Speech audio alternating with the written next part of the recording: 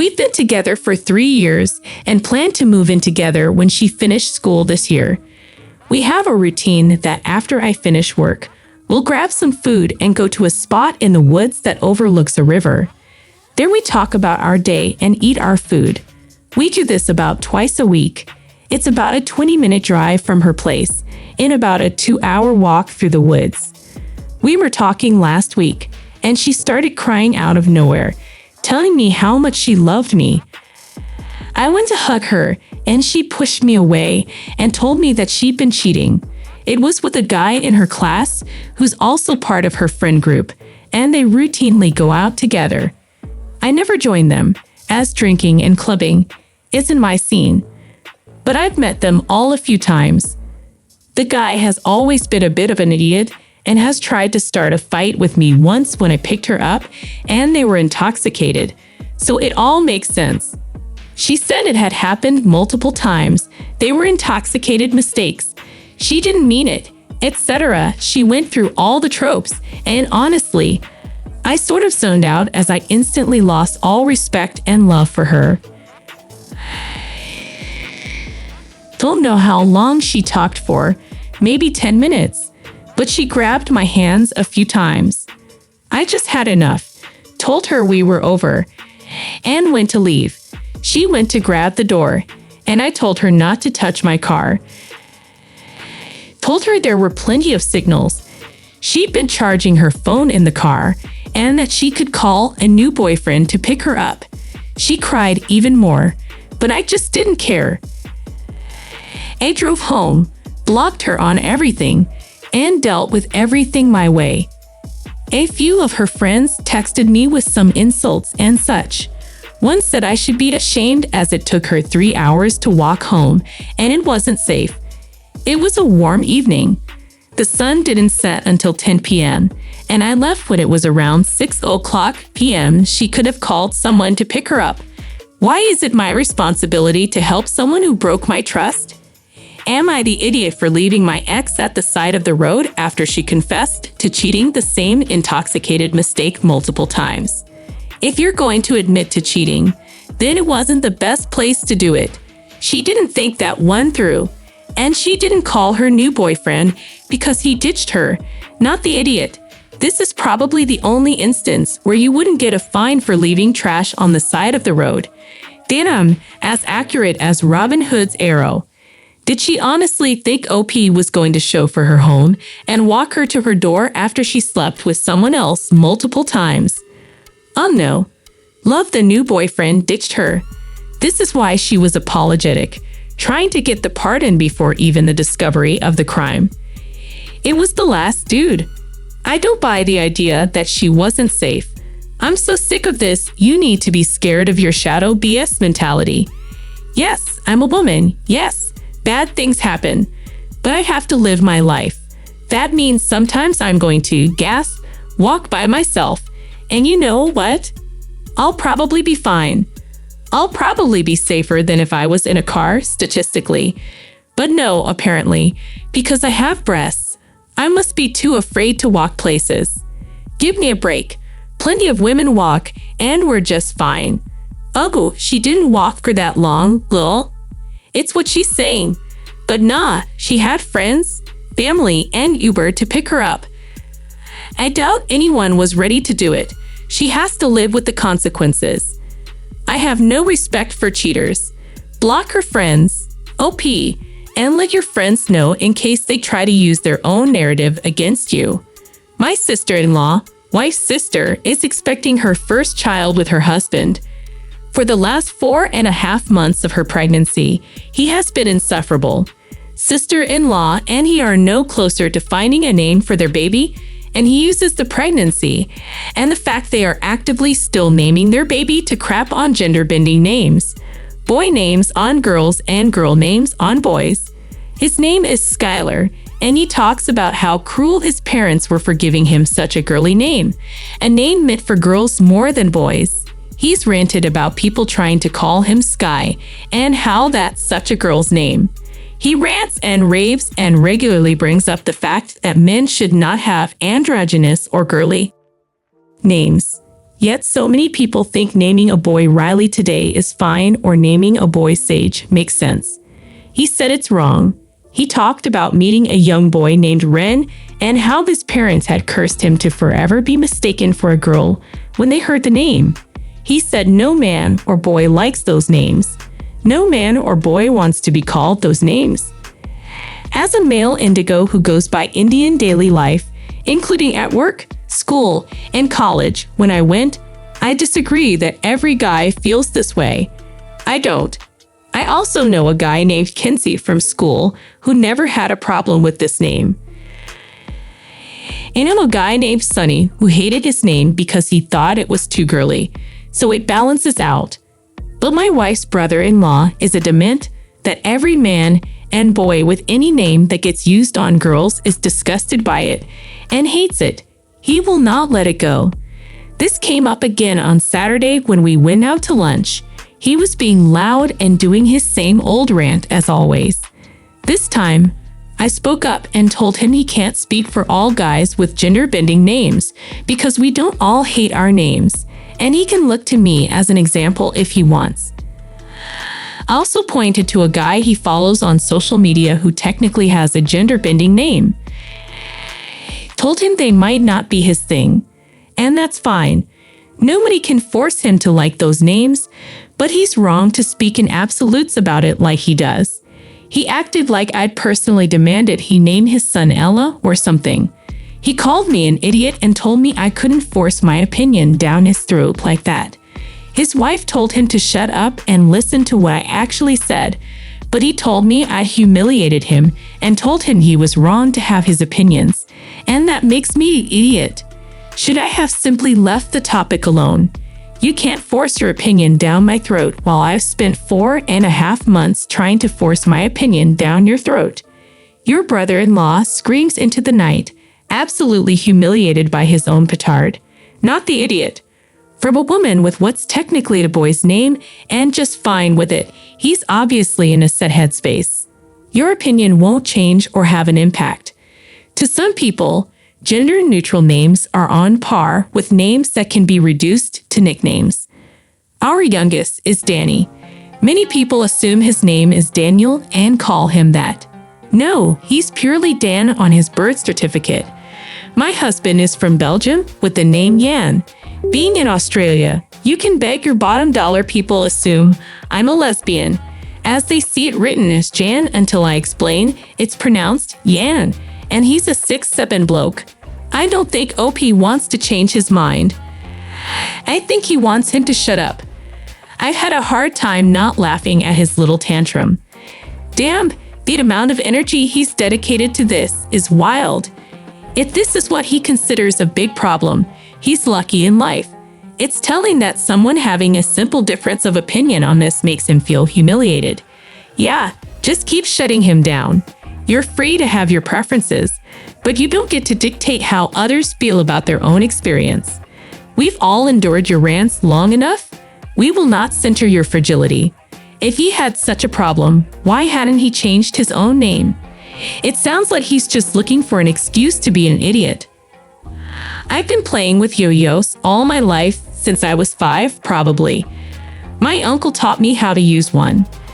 I've used them in talent shows. I've even been on TV news and on a show demonstrating tricks. I even work for a company that makes them on a demo team. I know. Women want me, and men want to be me. My brother cannot use one to save his life. He can't understand the hand movements. That's fine. He has many good qualities. Unfortunately, forethought is not one of them. I have boxes of starter yo-yos. They're lightweight and easy to learn with. I also have a bunch of balls that have a self-retracting mechanism inside, so you can get used to the feel. I was showing off with the kids last weekend at a family birthday party. Everyone wanted one. I went to my garage and got a box of the freebies. My nephew kept looking at my Maplewood yo-yo. He wanted that one. I said no. He went crying to his dad, who went to our mom. She came stomping over with my idiot brother. She said that I had hundreds of yo-yos and that I could give one to my nephew. I said it was a bad idea. I explained that my yo-yos are set up for professional use. Ladies, please keep your panties and DMS to yourselves. She insisted, and my brother started insulting me for playing with toys at my age. So I took my nephew and gave him a ball and a starter yo-yo. I told him to start with the ball until he got the feel for it, then the light plastic one. I told him only to use the fancy one after he was sure of himself. 10 damn minutes later, my sister-in-law is bringing him to the bathroom because he hit himself in the mouth. I couldn't help but laugh. My brother is angry because his wife is mad that he got his son a wooden Morning Star. My mother appears to have forgotten her part in this play because she's mad at me. My brother told me that I had to pay the dentist bill to get the rest of the baby tooth out. Am I the idiot for laughing when my nephew got hurt and knocked out a tooth with a toy? My brother insisted that I give it to him. Not the idiot. You explained the risks, told the kid not to use the big one until he practiced, and told your brother not to give it to him because it was dangerous. He insisted he was the parent and had the ultimate decision-making power regarding giving his child something dangerous and then leaving him unsupervised with it. You did your best to teach your nephew how to start, but everyone else knew better. And look what happened. He grossed around and found out at his kid's expense. You feel bad for the kid, but it's important to learn that dad is sometimes a dingbat early on. I suspect the child had a better learning takeaway than the parents. I'm from a culture where if a child doesn't listen to a warning and goes on to fall or experience a small injury, the adults say something like, "That's how you learn." If they're older, they might get the equivalent of, "That's what you get for acting like a dum-dum." That was my grandparents. It was always, "I guess you won't do that next time." And they were usually right, too. OP, you sound like a fun uncle to have. When he's a bit older, the kid will remember this with amusement. It sounds like he shares your passion. Maybe tell them that you're not going to pay for the dentist bill, but you will babysit and give him some proper lessons so he can play safely. My husband, 38, and I, 37 female, have been married for 9 years and have 2 kids. A preteen and a young grammar schooler. He works a hybrid schedule, so he's home 2 to 3 days a week. I'm a nurse at an understaffed hospital. Due to that staffing shortage, I was offered to temporarily switch my work hours to the overnight shift. It came with a nice pay bump, which could help us financially. My husband was very much against it because of the changes it would make to our day-to-day lives. I initially declined the offer, but they countered it with an even higher pay bump, so I took it. It's been 5 months since I changed my hours, and my husband hates it. My hours are now 10:00 p.m. to 8:00 a.m. Monday to Thursday, and midnight to 9:00 a.m. Sunday morning. I usually make it home just in time to see the kids off to school, run some errands or get things done at home in the morning, then sleep until the kids' bedtime and head to work. I think I've gotten efficient at it since the change, but my husband disagrees. I won't lie, he has had to pick up a lot of kid-related things that we used to share. He takes care of pretty much any rides they need and any weekday activities. Now that the kids are done with school, we have them in a summer daycare program, and he does all the drop-offs and pickups. Ever since the kids' school year ended, he's been complaining to me that this isn't working for him anymore. He keeps asking when I can switch my hours back.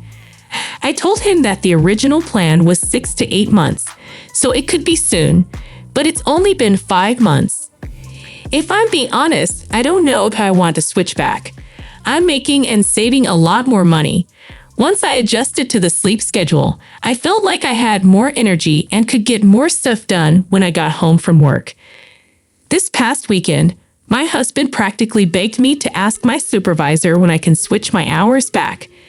I finally told him that I wasn't sure if I wanted to do that. He flipped out on me. He told me this wasn't what he signed up for when we married. He told me he feels lied to because not only did I accept the offer without his final approval, but now I'm going back on my word that it would be temporary. He said that if I'm going to keep my current night shift, I need to do more things at home since I have the whole place to myself during the day.